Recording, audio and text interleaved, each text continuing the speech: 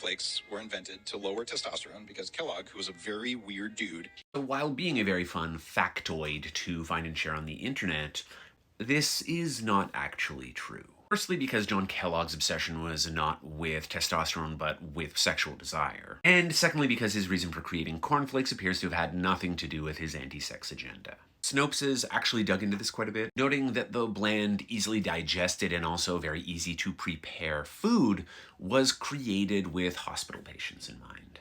Believed in circumcising boys and girls because masturbating was absolutely the most terrible thing ever. And if you could just make food that would reduce our desire, then we'd be better people. Now, this more general take on Kellogg's anti-sex agenda is more or less accurate. If anything, Dave is actually minimizing just how cruel and torturous Kellogg's methods for reducing masturbation were. Cornflakes and graham crackers, high carbohydrate, grain-based, low-fat foods are built to neuter you.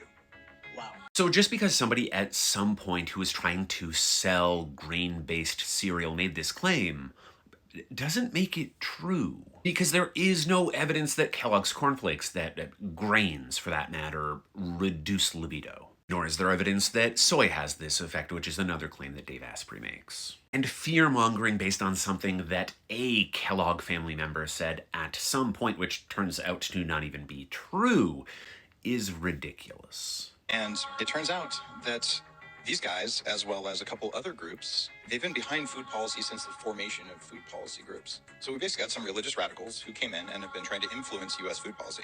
Is Dave talking about himself here? Because he could just be talking about himself. Much like John Kellogg, Dave has created food products and promotes diets that are designed to improve our health. And again, like that Kellogg claim, those improvements have no basis in reality. Dave has actually outdone the Kellogg's, in fact, because he's been issued a warning letter to stop making the health claims that he does. Your cornflakes are not gonna hurt you, but listening to Dave Asprey just might.